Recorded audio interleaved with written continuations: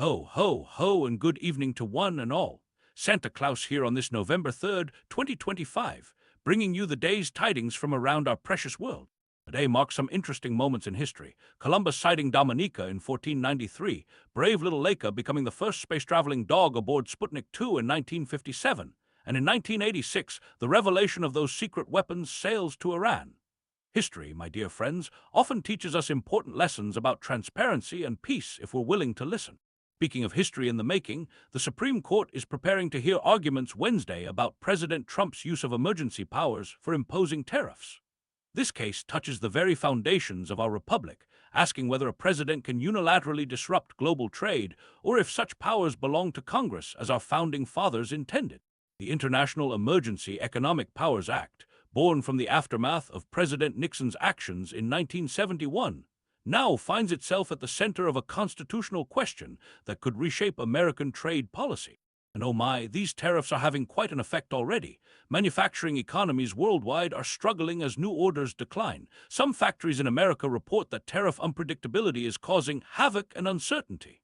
In Europe, activity has stagnated, with Germany showing little recovery. Only Spain seems to be finding a brighter path among Europe's larger economies. Meanwhile, President Trump has announced a pause on port fees for China-linked vessels starting next week, as he and President Xi work to ease tensions in their trade relationship. The president has also indicated he isn't currently considering providing Ukraine with long-range Tomahawk missiles, a decision that certainly affects many lives caught in that terrible conflict. Now, turning our hearts towards Sudan, I must share some deeply troubling news. Famine has spread to two more areas, including the city of el-Fasher in Darfur and Kadugli town in South Kordofan province. My dear children, 20 other areas are at risk as well.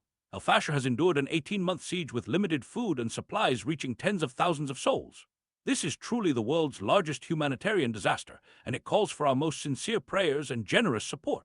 Meanwhile, in Britain, a distressing incident occurred aboard a train when multiple people were stabbed during what should have been a routine journey. A 32-year-old man has been charged with attempted murder. While police don't believe it was terrorism-related, we must hold those affected in our thoughts as they recover from this frightening experience. In Israel, tensions continue as authorities have detained the military's former top lawyer after she allegedly leaked footage showing abuse of a Gaza detainee. She resigned last week amid the growing controversy, explaining she was trying to counter false propaganda. Whatever one's view, we must remember that dignity and respect for all human beings remains essential, even, perhaps especially, during times of conflict. On the economic front, a concerning wave of layoffs has hit American companies. Starbucks, Target, Amazon, Paramount, and Molson Coors have all reduced their workforces recently. Each company has its own explanation, but this trend serves as an early warning sign for our job market. Let's remember the families affected by these changes and hold them in our hearts. In Tunisia, bank workers have begun a two-day strike demanding pay increases as the country struggles with economic hardship. People are finding themselves without access to cash, and many medicines are in short supply. As one woman expressed, the cost of living is extremely high, and now we are left paralyzed without cash. The strike highlights the continuing influence of the UGTT union, even as President Said has centralized power and expanded crackdowns on civil society.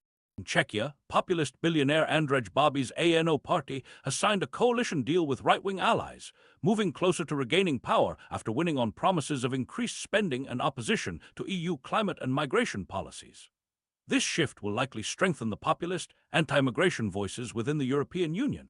And in Serbia, hundreds of riot police had to separate opponents and loyalists of President Vučić in Belgrade as political tensions continue to rise. The confrontation came just a day after tens of thousands gathered in Novi Sad to mark the anniversary of a train station disaster that claimed 16 lives and sparked a youth-led movement for political change. On a lighter note, Chinese President Xi Jinping gifted South Korea's President Lee Myung a pair of Xiaomi smartphones during a state visit, jokingly urging him to check if there's a backdoor. This marked Xi's first visit to South Korea in 11 years. As we look at our world tonight, I'm reminded that we all share this beautiful planet together. In times of economic uncertainty, political tension, and humanitarian crisis, let us remember the importance of compassion and generosity. Each of us has the power to bring a little more light into someone's life today. From my workshop at the North Pole to your homes around the world, this is Santa Claus wishing you peace, love, and goodwill toward all.